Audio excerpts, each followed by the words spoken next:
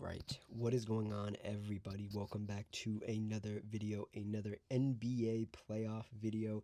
In this video, we're going to talk about 3 games from the last 2 days this weekend. We're going to talk about Game 6 and Game 7 for Cavs versus Pistons, and we're going to talk about Spurs versus Timberwolves in the potential elimination game for the Wolves. So if you like what I've said, like the video. If you have any opinions, comment it down below. And if you just like the vibes, consider subscribing. I do want to note at the beginning of this video, we do have some changes. If you didn't see my last video, I am using a new microphone. Let me know what you think, how it sounds down below. Also, we finally have a little channel mascot on the left of your screen, a little basketball head in a tuxedo. He doesn't have a name yet. I don't even know if I want to name him, but if you have any name suggestions, you can leave them down below as well. So, yeah, let's just jump right into it. I'm very excited about today because we indeed did get 2 eliminations over this past weekend. I am going to jump around maybe a little bit and go a little bit out of order from what I normally do. But, yeah. So, the first one I want to talk about here is Minnesota versus Spurs. Game 6, correct? Game 6? Yes, Game 6. And we did get an elimination in this one. The San Antonio Spurs won this game 139 to the Minnesota Timberwolves 109. And this game, I won't say it was disappointing, but you could definitely feel that the vibes were off for Minnesota.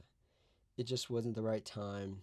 It just wasn't, there wasn't enough gas left in the tank. And I'm going to go through some of my notes here. And my first one here is the Wolves look a little gassed and a little behind the 8 ball. And when I meant a little behind the 8 ball, I think I meant a lot behind the 8 ball. They just didn't look like they were ever in this game. And the Spurs, with the depth they have, they're young, they're hungry.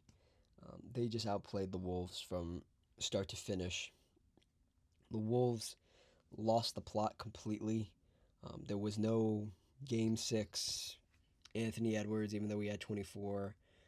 There was no Rudy Gobert resurgence again in this series. There was no Jaden McDaniels game. There was no heroics from Ayo Dosunmu in this game. And there was no Julius Randle in this game. And it was Ant versus the world. Ant versus the alien, Victor Wembanyama. And the alien won. And Victor Wembanyama, the alien, put on a heroic, a great performance to close this series as quickly as possible. Looking at this series and not looking back on it, but just thinking about it, this maybe could have been a sweep. Like the way things went, probably isn't the way it should have been. And if you replay this series like 50 times, I would say maybe 45 out of the 50 times you replay this whole series, it's a sweep for the Spurs because they're just that much better. The cohesion is so much better. The dependability from all their guys is just so much better versus what the Timberwolves got night to night, game to game, with their different guys. And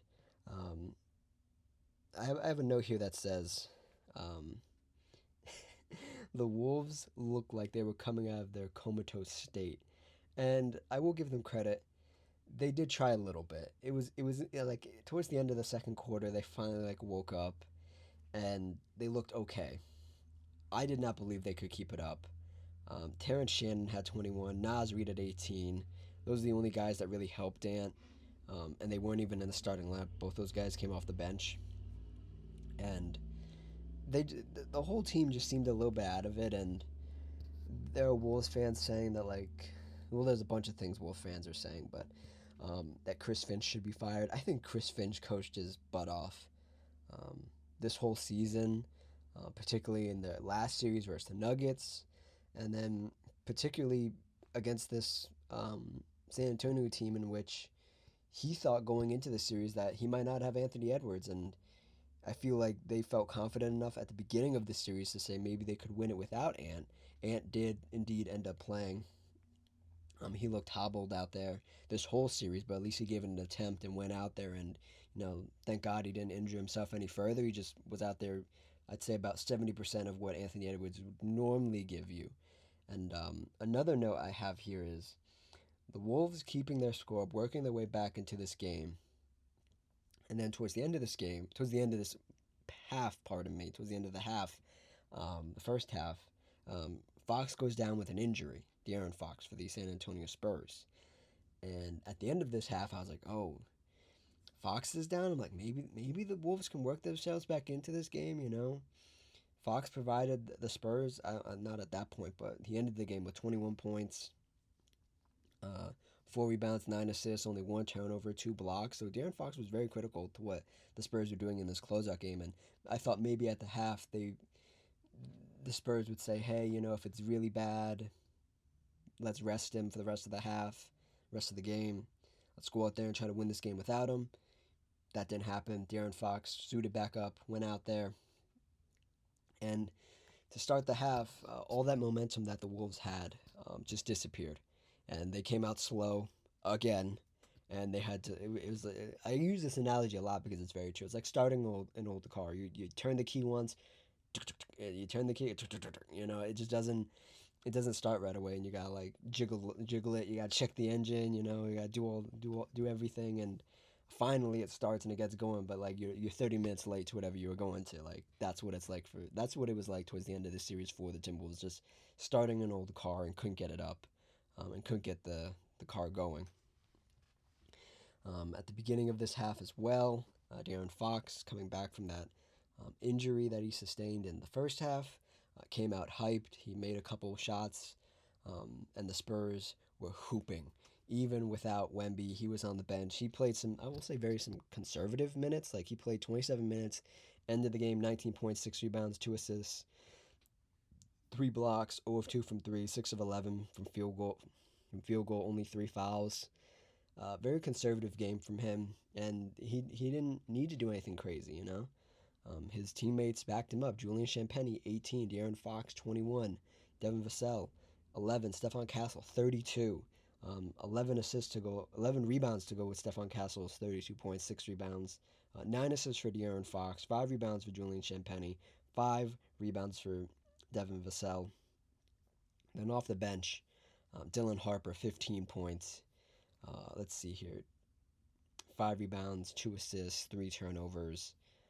Just amazing basketball from Dylan Harper. I'm always impressed when he comes off the bench for the Spurs and he gives you like just a steady 15. That's all you need from him. That's all you need from any bench players. Just give me 15 off the bench in this playoff series. Why don't you do that for me? And I have some other notes here. This is when I started to like realize like, yeah, this game is over. I'm gonna go do something else with my with my time tonight, because this was the late game. Um, this was after Pistons Cavaliers, and we'll get to Pistons Cavaliers here in a second. Game 6 and 7, but I said looks like the Spurs have a dominant performance from the jump, and then I said both teams empty the bench with 7 minutes left.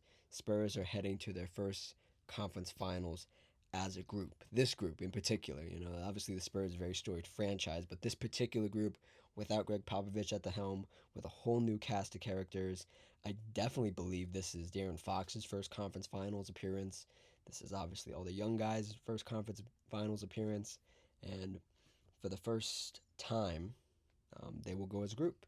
And then the last note I have here, less than 10 years into a rebuild, the Spurs are back in the Western Conference Finals. So did a whole rebuild, got a bunch of great talent, and then are back in the Western Conference Finals in less than 10 years. What an amazing rebuild for this franchise.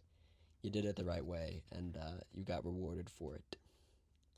Now, let's talk about the Timberwolves, man. As we like to do here, we have to talk about the losers as well, and talk about what's next for them. And I won't say this was a disappointing season. I think the roof just fell in for this Timberwolves team at the worst possible time. The Dante DiVincenzo thing. Then you had the Ayo Dosunmu a little banged up. He obviously came back and played in this series. Um, and yeah, the knee injury, obviously, where he hyperextended his knee. And then you were essentially relying on Jaden McDaniels, who I've sung his praise a lot this season, but this game wasn't his game. This series wasn't particularly his series either. Rudy Gobert, who disappeared. Surprise, surprise, right? And then Julius Randle, who sort of disappeared this whole series as well. And I said it was funny because I was thinking about this. Um, I was after this game, or maybe the morning after. I was thinking about it, and I was like, I said at the beginning of the year, this is probably their ceiling is Western Conference Finals exit, and they had been to the Western Conference Finals 2 years in a row previous to this year. Um, Maybe a second round exit this year, and I said this group has a ceiling. If my group, my main guys consist of Julius Randle and Rudy Gobert, I don't love that team. It could be you could have Kyrie and LeBron on joining them on the team, and I still wouldn't like this team because I'm not the biggest Rudy Gobert fan. I'm not the biggest Julius Randle fan, and I think everybody has sort of woken up from the hysteria that was this run, and how like emotional it was, obviously, and how prideful everybody was in this team that maybe they could go to the Western Conference Finals for a third year in a row, and then maybe even make it to the finals if they were fully healthy. Beating you would obviously have to beat the Oklahoma City Thunder, and I was never on that. I knew the ceiling of this team way in the preseason, during the middle of the season, and then here we are, a disappointing exit for the Timberwolves, and you have to ask yourself what's next. And my train of thought thinking about all this stuff and thinking about what I said about this team and how right I was, pat myself on the back there, you know.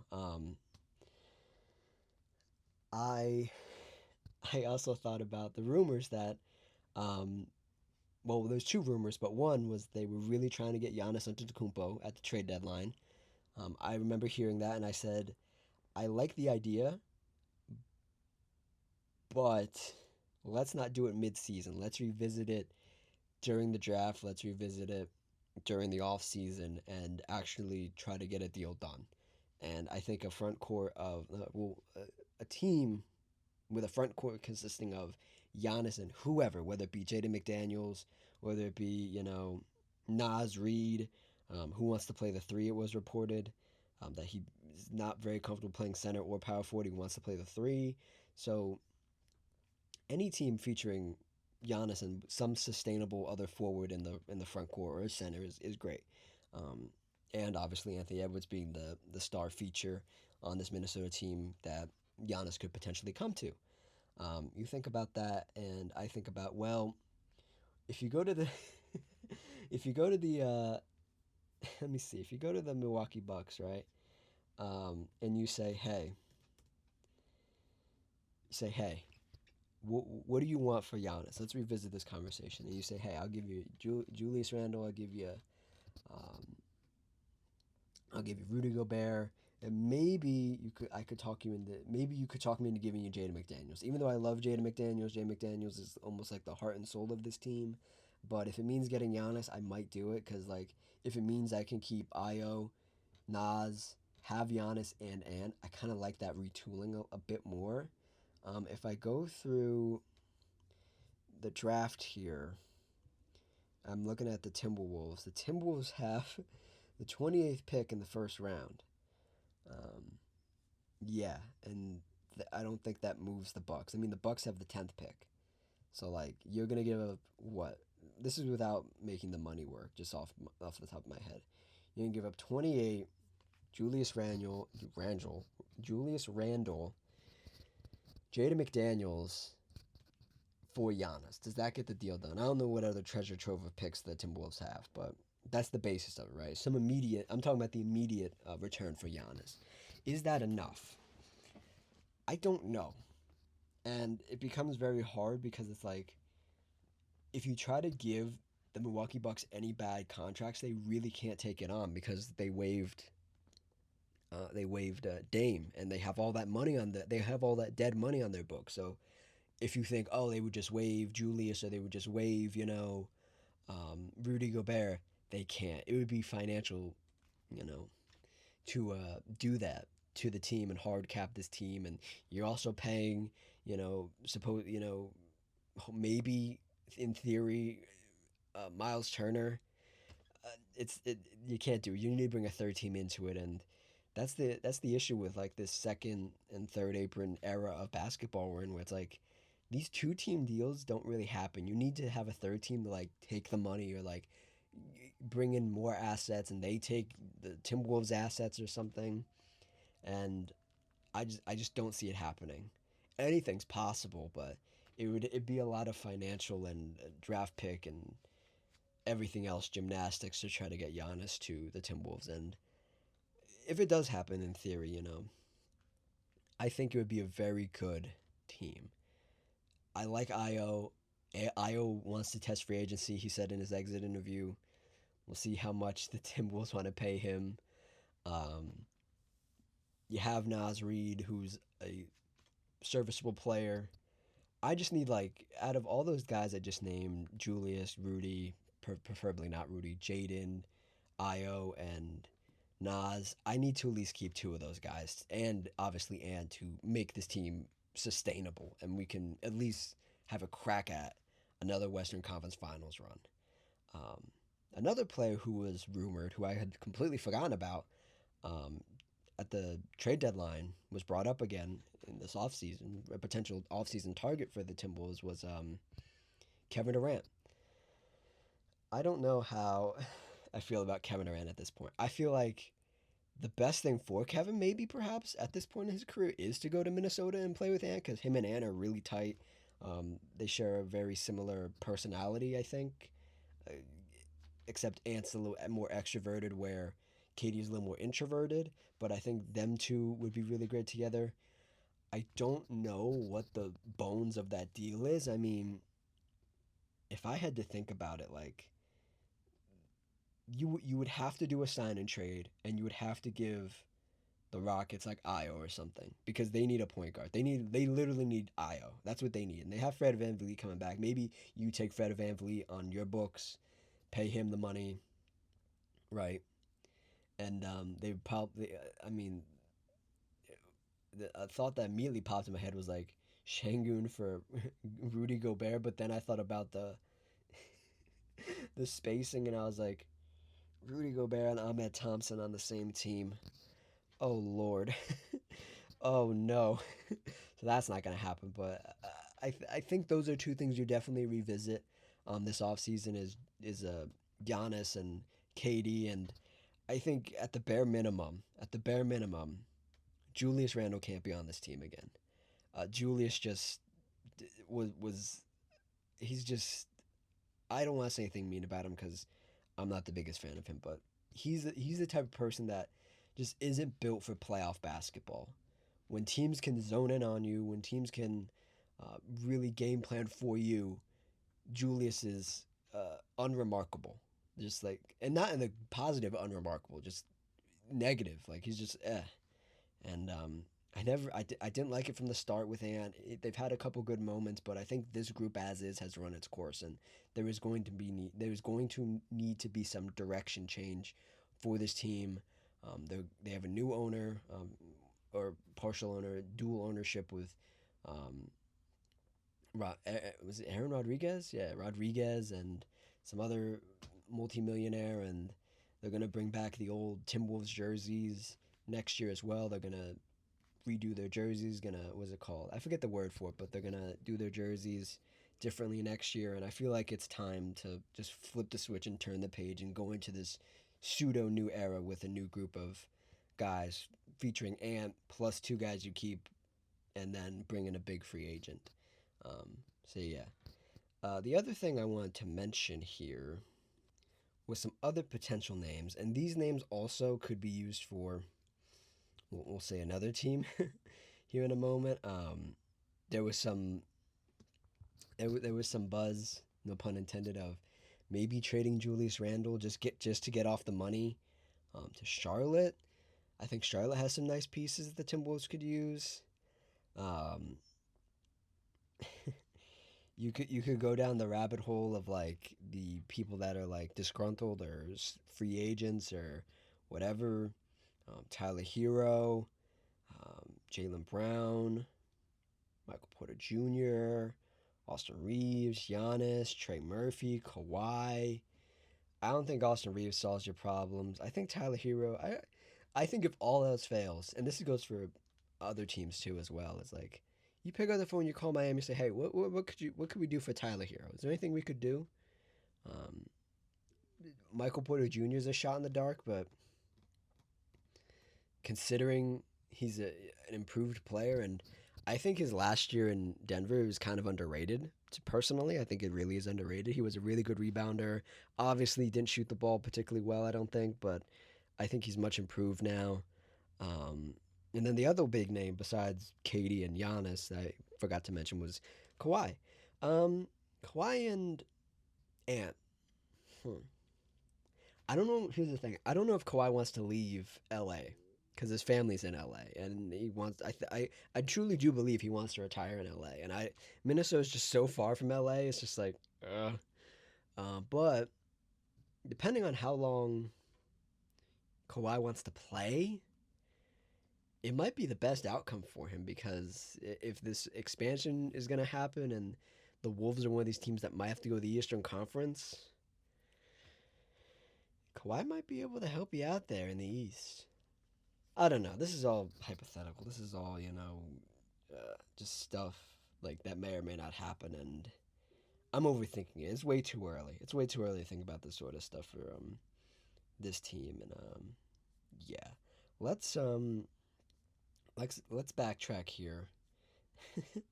Let's backtrack here and talk about Pistons versus Cavs game 6, and then we will briefly talk about game 7.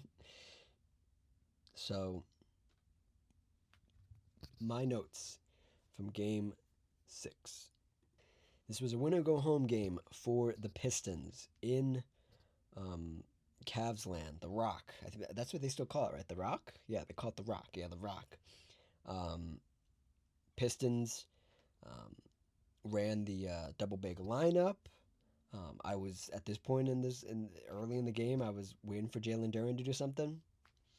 Didn't do it. It was still waiting. I was like, I'm still waiting, Jalen. Um, Start of the second, the Cavs. Oh, well, in the first quarter, the Cavs not seized control, but it was pretty back and forth. Cavs obviously at home, feeling the vibes, feeling the energy. It was really good for them. But then starting in the second, the Pistons wake up, play some better D, rebounding. Um, the Cavs still had a bit of a lead, um, and Asor Thompson. That's how you say it, right? Asor. I always say Asor. I think I heard them say Asar. It was the other Thompson twin. How about that? But Asor was huge in this game, defensively rebounding. I think he even hit a three in this game at some point. I'd have to. Well, I have the box score up. I can check. I'd have to just pull things out of where. Did he make a three? No, he took a three. He didn't make it. He was big in this winner go home game, and then the Cavs started turning the ball over like crazy. And I want you to keep all these things in mind when we talk about Game 7 as well. Um, yeah, sorry, I had to scroll there through my notes. Jalen Duren sustained some level of ankle injury during this game. He went to the back, so they were without Jalen Duren. I mean, Jalen Duren hasn't really done a lot throughout this series, but he was okay enough during this game. Especially offensively, he was way better. He had 15, so two more regular, or three more regular, four more regular than what he was averaging the whole series. So that's a plus. Um, the Cavs kept fighting though. They were at home. They had all the momentum. They had everything. They had nothing to lose, so they were just going out there playing basketball. Um, the Pistons. I have so many names for this Pistons team, but the one I put here is the Pistons. Where there's a will, there's a way. Double tip back inbound passes. Thompson grabs the loose ball vertically, gets it to Reed for the layup. Um, Paul, yeah. They were when Jalen Duren went to the back. They had Paul Reed out there, right? Paul, am I saying that? I remember. Yeah, Paul Reed, B-ball Paul. Yeah, B-ball Paul out there. B-ball Paul was very good in these minutes, and this was sort of the crown achievement play of the game. It was a very hard nosed play that you expect from a team that could either win or go home.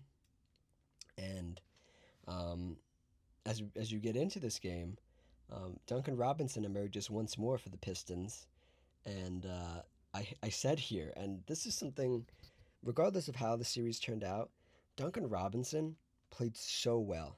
Like, even when he had bad games, he was at least out there trying on defense, making the right plays, moving the ball, not shot chucking. And I put Duncan Robinson reviving his career. Wow. Um, Heading more into this game, Cade's defense on Donovan Mitchell was really good. James Harden was in his prime. Like, literally, he had a prime play where he just was foul baiting for like the second half of the game, which was crazy. He stopped doing that for a while, and I was like, oh yeah, right. This is the innovator of foul baiting. This is the guy who originated it, the creator of foul baiting. Um, and then Dean Wade, the play happens. James Harden like tries to foul bait. He sits on the floor, waiting for the play to finish, waiting for his teammates to clean it up, and then he gets up, right? And then it was like an out of bounds, whatever. It was Cavs ball still. And as James Harden was laying on the floor, I guess he sweat all over the floor. And Cavs forward Dean Wade just slips on the James Harden sweat that's still on the floor, and they give up a easy inbound pass to the Pistons. And that was pretty much it. The game was over, and then we were heading into Game 7. And it was a much improved game, how little the improvement was for Jalen Duren. And they kept their season alive for 2 more days. And then Game 7 happened. And I'm going to be honest. This Game 7 might have been one of the worst Game 7s I've ever seen. But before we get to that, I want to note the stuff that the Pistons did in Game 6. Cade Cunningham, 21. Jalen Duren, 15. Sword Thompson, 10. Dennis Jenkins, 15. Duncan Robinson, 14. B-Ball Paul, 17. Marcus Sasser, 9. And then for the Cavs, Donovan Mitchell, 18. 6 of 20. James Harden, 23. 6 of 13. 3 of 8 from 3. Donovan Mitchell, 2 of 6 from 3. Evan Mobley, 18. Jared Allen, 13. Dean Wade, 3. Sam Merrill, 10. And I came out of that game very shocked. I thought the Cavs might be able to close it out. And then after they didn't, the immediate thought I had was, this next Game 7 is going to be a huge legacy game for Donovan Mitchell. And by proxy, James Harden, but I think everybody has their opinions on James Harden already, so it doesn't really matter what James did in Game 7. It doesn't really matter what he did all series. He's back in the conference finals for the first time since they played the Warriors when he was a Rocket. And I had a lot of thoughts heading into this Game 7, and I was like, if the Cavs lose this, it's going to be not good. There's going to be a lot of questions still about this group. Obviously, they're going to start looking at Kenny Atkinson as the coach and be like, what's going on? And it comes back to the stuff that was said during the season by the Cavs owner, was like, he wants results. He's tired of losing, in the playoffs, and he wants real results that are tangible. And to be quite honest, the Cavs in Game 7, they delivered so much. They delivered in every possible way they could have. It was a great game for Jared Allen. It was a great game for Evan Mobley. James Harden disappeared, but what else is new? Didn't really need James Harden this game, even though it was your midseason acquisition. You didn't need him. And then you had Donovan Mitchell with 26, Max Strus with 9, Sam Merrill with 23, looking like... who do he look like? He looked like J.J. Redick out there, knocking down the threes. Yeah, I do have notes for Game 7, but is it really worth it to talk about it? I mean, some of the big ones here, the rims at the beginning of this game for the Pistons were not being kind. Stuff was just rimming out, hitting the back of the rim, falling out. And then as the game wore on, the 2-point shots, whether it was layups, post-ups, the mid-range shot from Cade, just wasn't enough. The Pistons were not going to beat this Cavs team shooting twos when the Cavs were making threes and getting and ones and doing all that sort of stuff. The Cavs were up and they were confident, and again, the Pistons just couldn't win by shooting twos. If I go look at this, I haven't looked at this yet today. Um, the Pistons shot 31% from three, 12 of 39 as a team. And then the Cavs shot 32% from three, 11 of 34.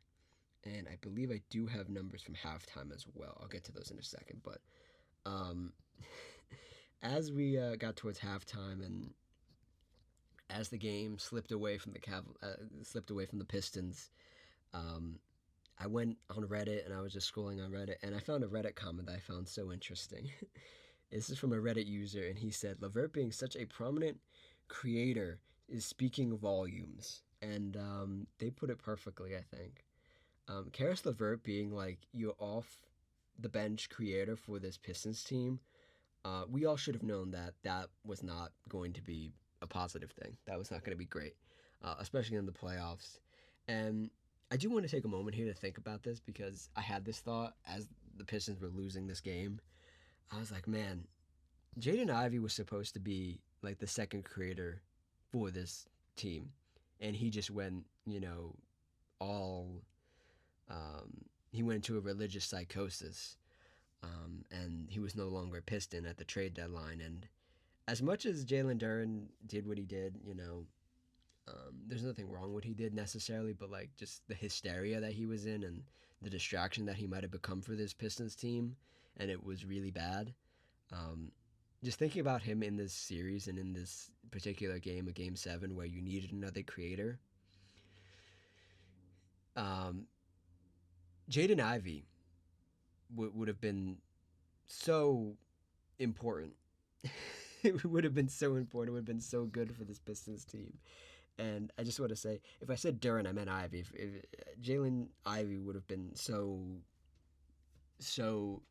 interesting in this series if whatever happened didn't happen. Threes made this very close at halftime after the Pistons made a couple, thanks to the likes of Dennis Jenkins, Duncan Robinson, and Karis LeVert, who did make 2 of 3 threes, and Marcus Sasser, who was 3 of 9 from threes. I think 2 of those made threes came in like garbage time, so we only made 1. But yeah, this game, I thought it was over at halftime, and then the Pistons started hanging around, a little bit. In my notes here, I have another name for them: the Never Die Pistons. They just didn't want to go away. They were hanging around. The Cavs defense equaled offense though, and the Pistons just couldn't hang on the defensive end. And the Cavs scored 100 points before the fourth quarter in a closeout game, and that pretty much sums up the game. Man, it was an interesting game, Game 7, but everything that everyone said about the Pistons came true in that Game 7. They needed another creator. They didn't have it. They needed to make threes. Couldn't make threes. Outside of like the couple people I mentioned. And they just didn't have the bodies. And you could say it was a bad matchup because the Cavs have 2 really dominant bigs, and those 2 bigs really did dominate. Jared Allen, 23 points. Evan Mobley, 21. Maybe what's it called? A mirage of a game for the Cavaliers where Mobley and Allen both play well, but I don't know about that. I don't know because the Cavaliers advanced. They won this game, 125 to the Pistons, 94, Game 7, closeout game.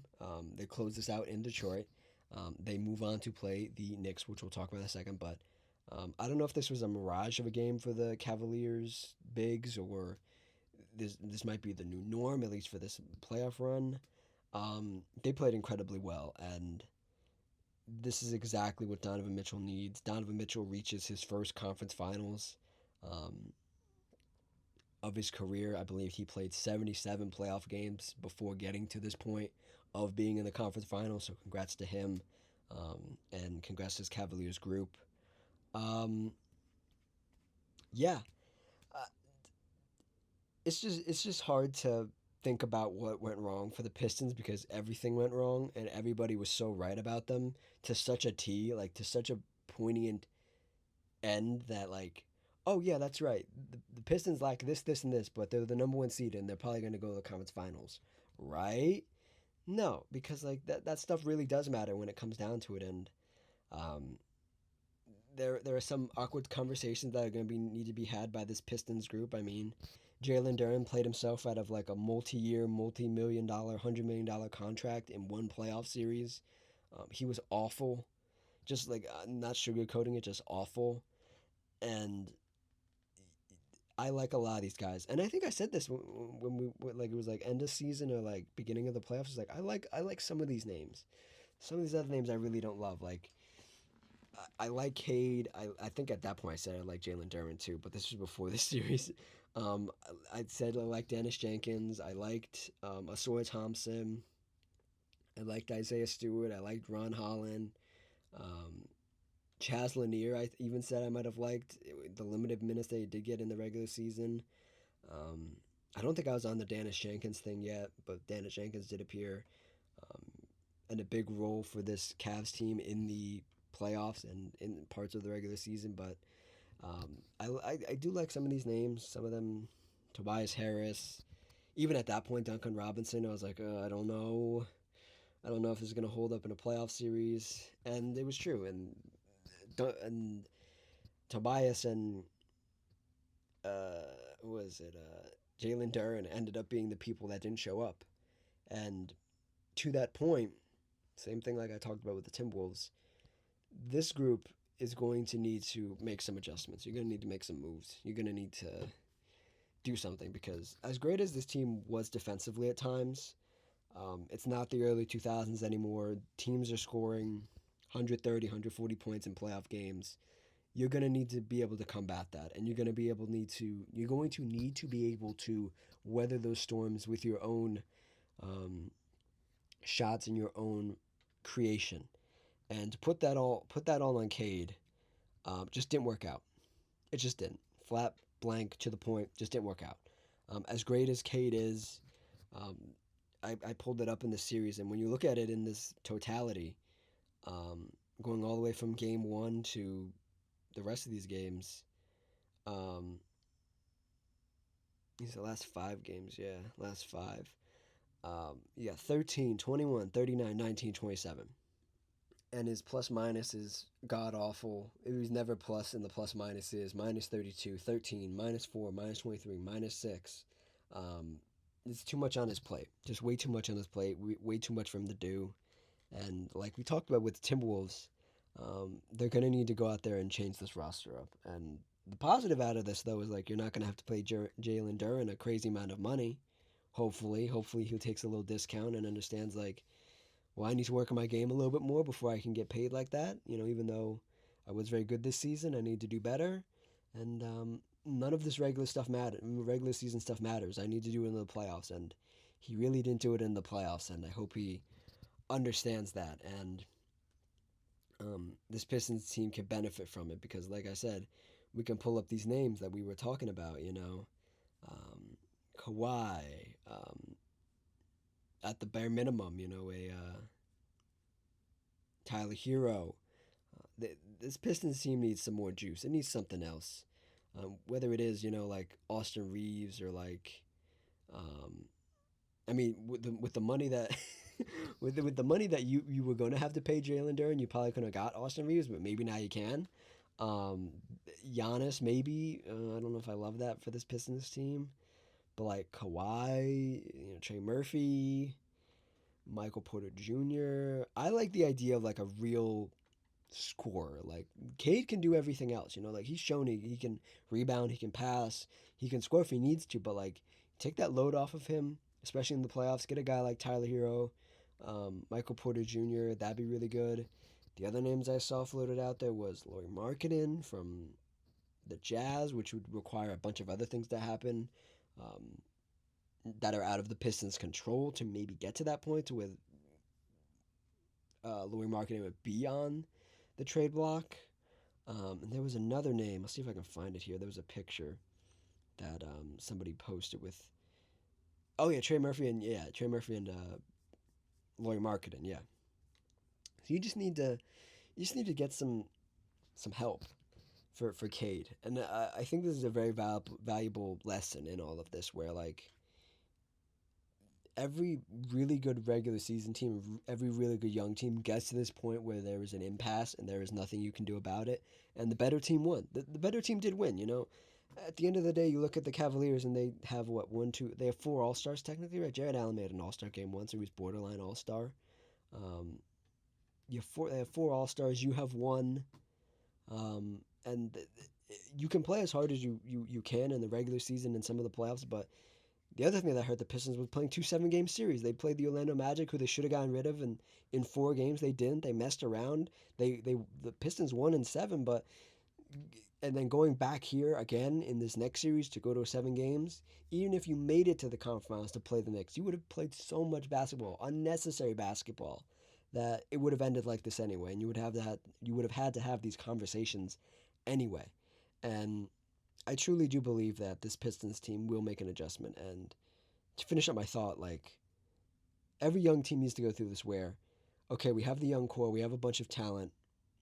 Maybe it's time to liquidate some of this talent. Maybe it is time to finalize some of these deals and say, hey, Jalen Duren, you've played very well as a Piston. Um, you were in most improved player conversations, but we need you to do more in the playoffs. And until you can do that, we want you to stay in Detroit, but we need you to take a little bit of a discount so we can make this team better. Because whatever Jalen Duren's going to do in this offseason to be better, I don't think it's going to be becoming the second scoring option for Cade Cunningham. I think that is something you can do and something you can just admit you're not going to do, but you can get better at other stuff, and you can leave it to the front office to find that other scorer and find that other ball handler for Cade Cunningham. And yeah, that's it.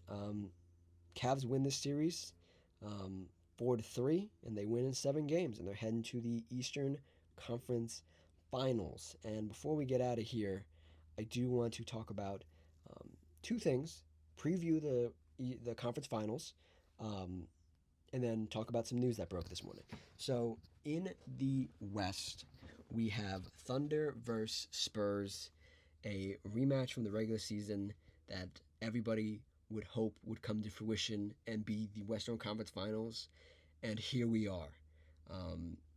Things of note, um, Shai Gilgeous-Alexander winning his second MVP, the second player to do it in the last, couple decades. Last one was Steph, so it puts him in rare company. I have my own thoughts about that. It's just we don't have enough time for today. We don't have enough time for today. I I feel like this is I don't feel anything anymore when I think about Shai Gilgeous-Alexander as a 2-time MVP now. It just doesn't move me. It doesn't do anything to me. It doesn't make me feel good. It doesn't tickle my brain. It doesn't make me feel happy or anything. And this is like the first MVP that I feel like in my time watching basketball, and I've seen a lot of MVPs, where I'm like, I want this guy to lose the next time. This guy cannot win 3 MVPs. He cannot be in that conversation back to back to back with Larry Bird, the only player to win 3 MVPs in a row, because there are so many players before Shai that deserved it. And if Shai gets a third one, then it becomes a conversation that I'm not ready to have, and I don't think anybody's ready to have about Shai. The one thing about Shai, we'll say though, in congratulating him, is that he is nothing but consistent, and that is something that deserves applause and deserves praise, that he is consistent. And as he would put it, everything in his life is consistent. So there is that. Previewing this series, the Spurs won the regular season series 4-1 or 4-1. They played 5 times. I believe they also played in the Commissioner Cup or the NBA Cup. Pardon me. And they played an additional time in which the Spurs won, and then they played one more time in the regular season. I believe that was the one without Wemby, where the Thunder won. Yeah. So by the numbers, the Spurs should have this. and I should probably do my predictions. And I'm hesitant to do predictions. As you've probably noticed on this channel, I don't do predictions anymore. But I do want to pick Spurs in 5 or 6. I think the Spurs are going to save basketball. And I think it's going to be so satisfying to see this Thunder team lose. And if they win, hey, hats off to the Thunder, because this is probably the best equipped team for you guys to play against. And if you can beat this team, I will be very impressed, and I will probably shut up. I will probably hate it if you win this series, but I will give you praise. But yeah. And this one says, what, is this the betting odds? Oh, and this is just for the game. Okay, good. I was like, this is the betting odds for the series? Sheesh. Um, that first game is tonight on NBC/Peacock, and then in the East you have Knicks Cavaliers. Probably the series that not everybody's excited for. That it's probably this is the worst out of the two. I mean, there's only two series on now, so it's the 4-3 matchup. In the West, it's the 1-2 matchup. This is the 3-4 matchup.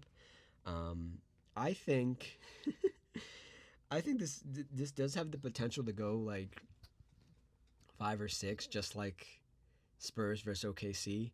But I truly do believe the Knicks. This is the best the Knicks team. This Knicks team has looked, and this is the most prepared they've looked. This is the most confident they've looked. This is the best basketball they've played in any iteration of the Brunson era, I think. And I believe it is their time. This is probably not the best outcome. You probably wanted to play the Pistons, like I detailed, where they've played 7 games, 2 7-game series, and they're probably very tired. But you're playing a Cavs team that is very reliant on being tough, having an abundance of scoring, whether it be, like we talked about Sam Merrill in this past game. Maybe James Harden has a game. Obviously, Donovan Mitchell. Obviously, now you have to sort of worry about Evan Mobley and Jared Allen continuing their hot streak from this past game. But you're probably the most well-equipped. And I really do like this Knicks team. And I've had my issues with this Knicks team throughout the season, but the way they've sort of flipped the switch in this postseason and dispatched all of their matchups in good fashion. I mean, the Hawks they kind of played around with, but the Hawks played some good basketball. They had that series finished at 4-2, and then they swept the Sixers, and they've had a bunch of rest. Versus the Cavaliers, you've had to play two 7-game series. Two 7. They've also had to play 2 7-game series. So it's the old matchup of being very ready as the Cavs are and having a lot of rest, which the Knicks have had. And I think my best outcome for this is Knicks versus whoever comes out of the West, because I think the Knicks match up okay enough with the Thunder. I don't think they would win that series, and I think they match up okay enough with the Spurs, and they're not going to win that series either. But to just get to the finals again would be huge for this Knicks organization and this Knicks team, and it would prove that they are on the right track still, and they haven't taken any steps back. In fact, they have taken many steps forward, and all you have to do is just repeat it again next year. So in totality, to end this video, I think the winner of the NBA Finals, like the actual finals, not these conference finals, the actual finals, the big one with the Larry O'Brien Trophy, is going to come out of the West. And I'd be very surprised if it ended up any other way. So yeah, that's it. That's the video. This is my last NBA playoff video as we head into conference finals series and videos. Thank you all so much for listening through these playoffs. And we are down to the last 4 teams. It's been a long road, but we're here. The end screen should be playing right now. Check out the video on the left. Check out the playlist on the right.